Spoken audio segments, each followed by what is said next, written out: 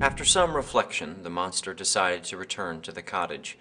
He thought that perhaps he had been hasty in his approach to the family. Upon his return, he saw the cottage was dark and empty. He climbed into his hovel to see if he could learn what had happened. After a while, he heard Felix talking to another man. Felix said that the family would have to leave the cottage. They believed they were in danger and were terrified about the incident that had taken place.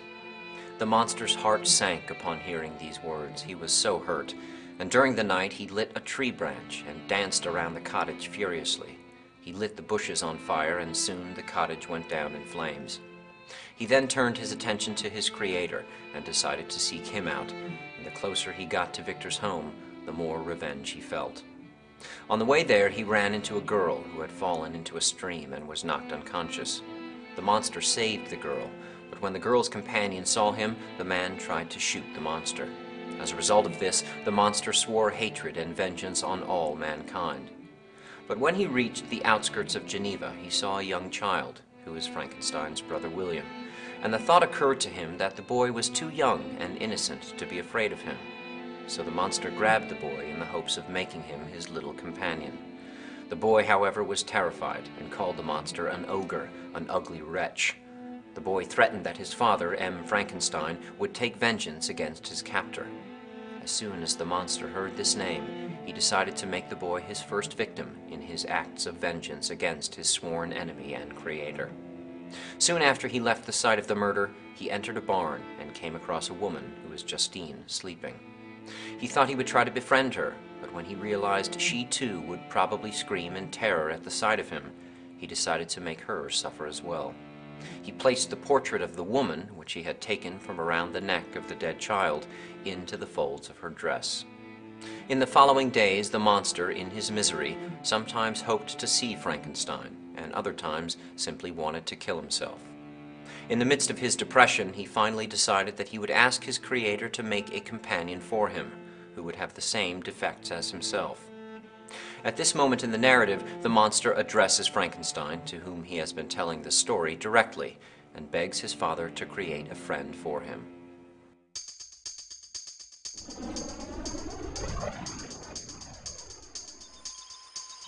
The further abuse that the monster experiences from the de Lacy family, the man in the woods, and little William only increases the creature's rage.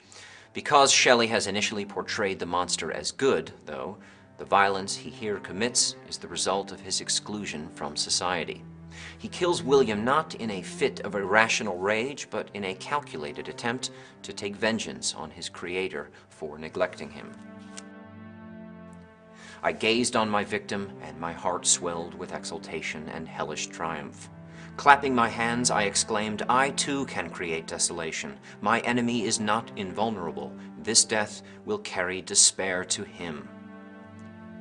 With this point, Shelley reinforces the romantic notion that individuals are essentially born good, but society corrupts them. We also see here the romantic notion of the role of fate at work. Just as Victor has earlier described how chance incidents and encounters have helped to lead him down the path to his creation of the monster, so a number of chance incidents lead the monster to his misfortune as well. Not only does the family reject him, but he also happens to meet a man in the woods who treats him badly, as well as William, Victor's younger brother. On the one hand, this shows the hand of fate at work in the novel. At the same time, we can criticize the plot structure with its encounter between the monster and William as being too convenient, because in reality such an incident would be unlikely to occur.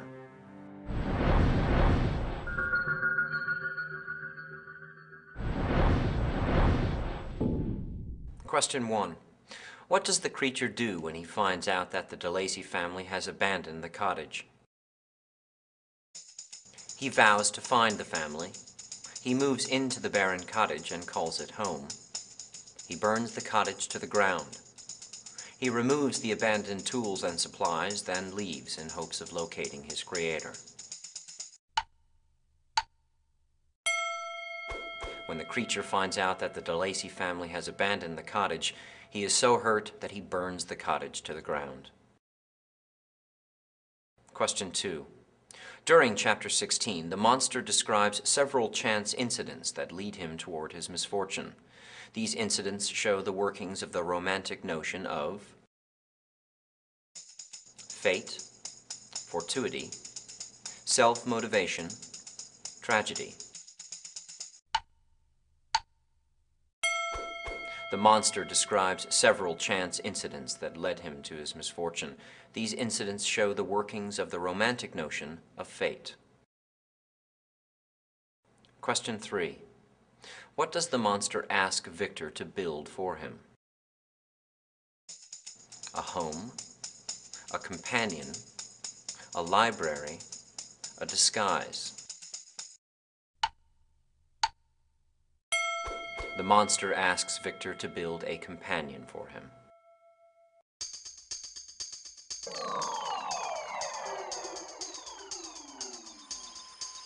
The monster's story has ended, and Victor resumes his role as narrator. However, we must remember that even though the monster has been the narrator during the telling of his story, Victor is still narrating the story of the monster as the monster told it to him to Robert, who is then reporting it to us. So while the monster's first-person narration brings us closer to the events that have taken place, we are still quite far removed from an eyewitness account of the circumstances. Victor recalls how he has refused the monster's request for a female companion, but when the monster persists, he eventually agrees on the condition that the creature will leave Europe and any other place inhabited by humans forever. With this agreement, the monster departs, promising to follow Victor wherever he might go, and Victor returns to Geneva.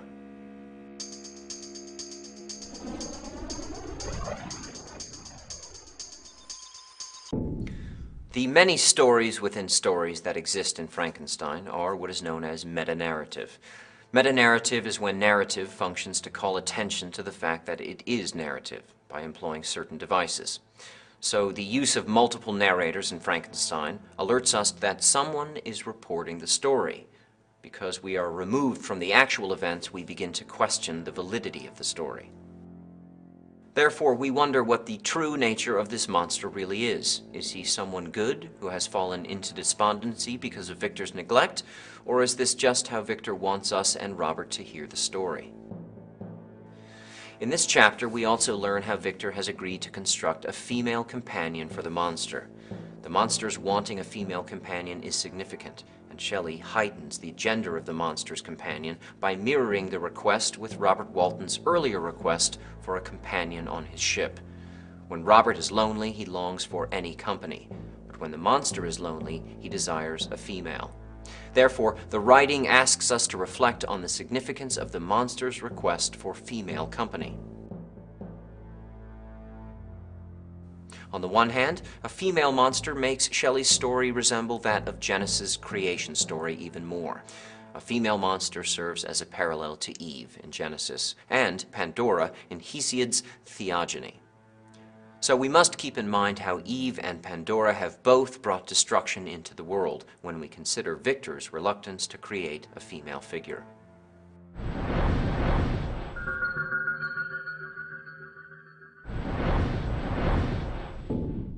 Question 1. When narrative functions to call attention to itself by employing devices such as Frankenstein's many stories within stories, this is known as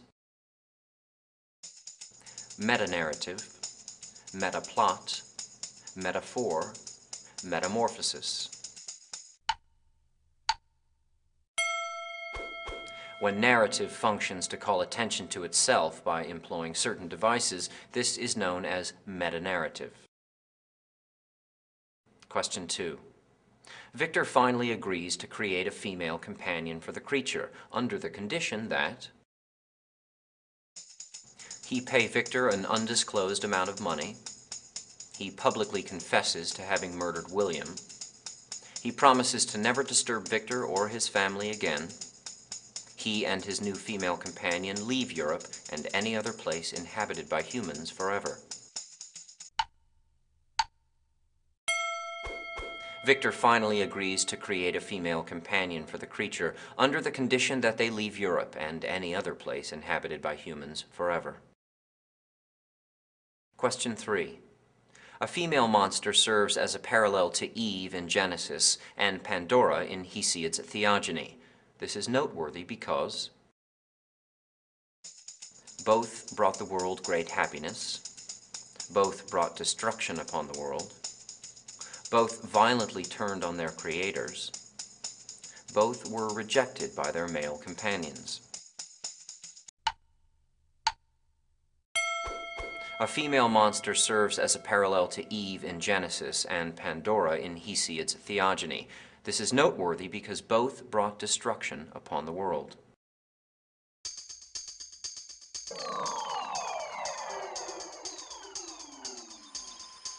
Although Victor has agreed to the monster's request, he cannot bear to begin working again.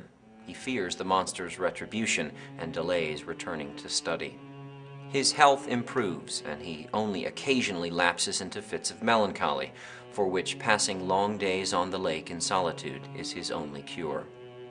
His father notices Victor's depression and asks Victor if the cause of his worry is his obligation to marry Elizabeth. When Victor assures his father that this reason is not the cause, his father suggests that the two marry immediately. Victor cannot decide whether or not to agree to this arrangement. He thinks he should fulfill his promise to the monster first, so that he could be rid of him for good before he relaxes into a happy marriage. So finally he decides to begin to make the monster's bride. Realizing he must go to England first to obtain information relevant to his task, he asks his father for permission to leave. His father agrees, and Victor says that he will marry Elizabeth upon his return. Victor departs, and his friend Henry Clerval meets him in Strasbourg. Henry is in good spirits and cheers him up. The two travel together, and in the midst of his description of these travels, Victor interrupts his narrative to lament for his friend, whom we learn at this point will later die. He addresses his audience, Robert, to apologize for his sudden outburst, and continues with his tale of their journey, which commences in London.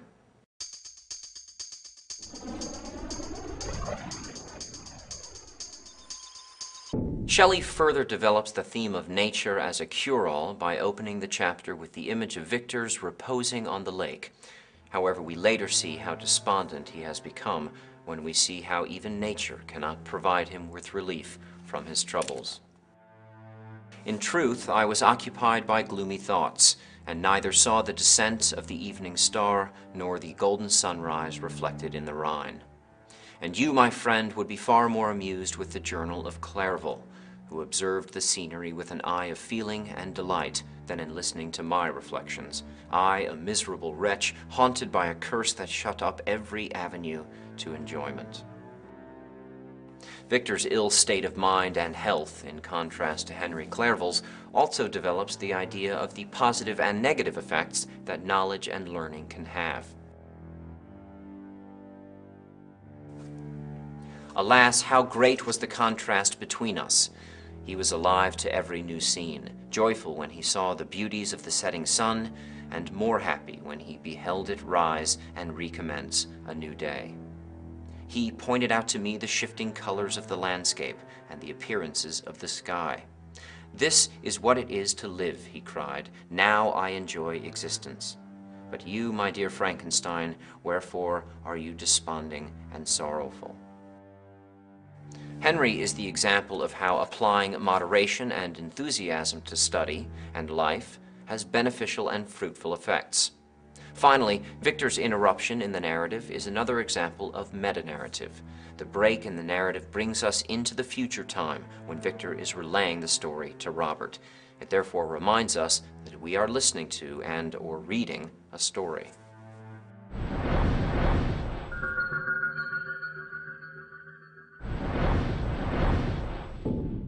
Question 1. What does Victor's father suggest as a cure for Victor's depression? That he return to Ingolstadt, that he marry Elizabeth, that he visit his mother's grave, that he take a vacation. As a cure for his depression, Victor's father suggests that he marry Elizabeth. Question 2. Which character serves as an example of how applying moderation and enthusiasm to study and life has beneficial and fruitful effects? Alphonse Frankenstein, the monster, Elizabeth, Clerval. Clerval is the character who serves as an example of how applying moderation and enthusiasm to study and life has beneficial and fruitful effects. Question 3. Victor's interruption in the narrative is another example of meta-narrative. What is it that he reveals? That he will destroy the monster, that he will never marry Elizabeth, that Clerval will die, that he will refuse to create the companion. Victor interrupts the narrative to reveal that Clerval will die.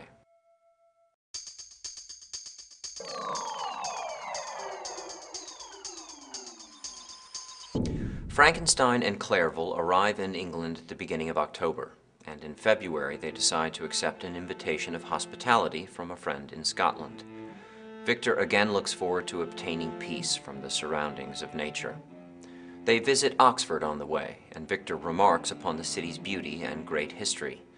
They then move on to Matlock, Derby, and later spend 2 months in Cumberland and Westmoreland. They finally proceed to Scotland, and Victor is relieved to reach the final leg of his journey. He is anxious to return to work, for he fears the monster's anger and rage. Eventually, after visiting Edinburgh in Scotland, Victor tells Henry that he'd like to travel on his own. He hopes to finish his work, so he hires a hut on one of the most desolate islands of the Orkneys. He works in the morning and hikes at night. He works earnestly and assiduously, but the labor sickens his heart.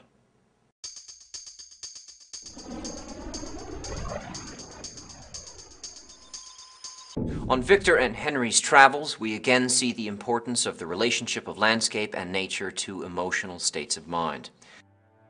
However, their stop in the city of Oxford also bears significance to the novel's theme. The long descriptions of the city and the length of time the travelers stay signal its importance, and upon reflection, we see how Oxford serves as a physical example of learning and education. The institution bears the responsibility of producing citizens who should employ their education for productive purposes. Nevertheless, graduates of Oxford, just like leaders of nations, do not always employ their education and intelligence to good ends. So this image of the bastion of English education functions as a striking reminder of the novel's theme of the importance of the responsibility that comes with learning.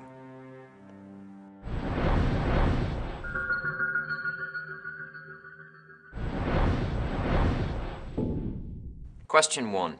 On Victor and Henry's travels, we again see the importance of the relationship of landscape and nature to the physical location of the creature, intelligence and education, emotional states of the mind, Henry and Victor's friendship. On Victor and Henry's travels, we again see the importance of the relationship of nature and landscape to emotional states of the mind. Question 2. The theme of the importance of the responsibility that comes with learning emerges in Chapter 19 with the physical example of which city? Geneva, Oxford, Cumberland, Edinburgh. The theme of the importance of the responsibility that comes with learning emerges with the physical example of Oxford. Question 3. On the final leg of their journey, Victor grows anxious to return to work because he misses Elizabeth. He is excited to work with Clerval. He grows bored. He fears the monster's anger and rage. On the final leg of their journey, Victor grows anxious to return to work because he fears the monster's anger and rage.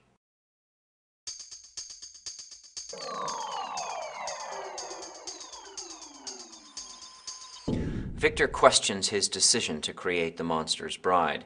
He considers a variety of problems that could arise from her creation and feels a moral obligation to future generations of humans to prevent the propagation of some new species of monster. As he reflects on his options, though, he sees the monster staring down at him. Nevertheless, Victor destroys the bride before the creature's very eyes, and the monster cries out in despair and runs away. The creature returns, however, and addresses Victor. He wants to know if Victor has dared to break his promise. Victor says that he will never create another such being, and the monster threatens him again and says, "You are my creator, but I am your master. Obey." He soon leaves, saying how he will see Victor again on his wedding night. Victor feels distant and has many thoughts floating through his head, but he receives a packet with a number of letters from Geneva, a letter from Henry Clerval, which asks Victor to meet him in Perth, calls the distraught scientist back to life. He begins to clean up his dreaded laboratory and, in the middle of the night, rows out into the sea to dispose of the remains of the monster's companion. After hearing the limbs sink beneath the surface, he falls into a deep sleep until he awakens the next day. When Victor finally does awake, he finds himself lost, but eventually he manages to reach shore in Ireland. At first he is happy at the sight of other people, but after some villagers rudely greet him, he becomes a bit alarmed. Eventually a man comes and tells him he must see Mr. Kerwin, a magistrate. Victor soon learns that Mr. Kerwin will question him about the murder of a gentleman on the previous night. At this point, Victor once again breaks the narration and addresses Robert, saying that he must muster all of his strength to recall and recount all the horrifying details of the tale that is to follow.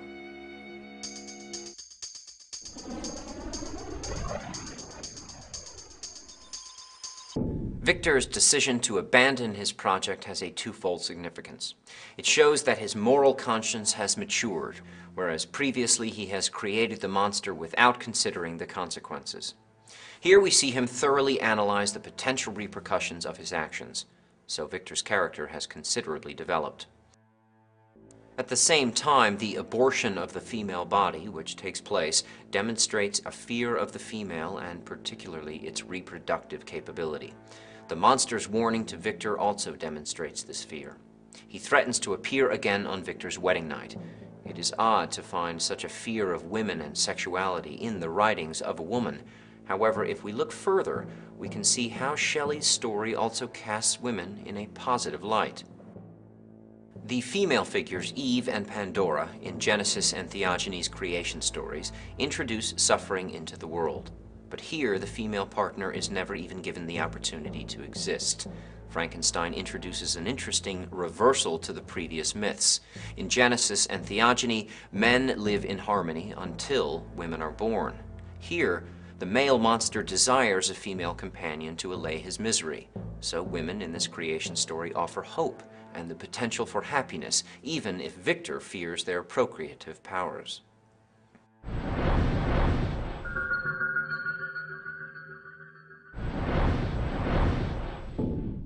Question 1. Why does Victor choose to destroy the creature's female companion? He is too tired to continue. He is anxious to return to Elizabeth. He fears the propagation of a new species. He thinks the work is inferior to his initial creation.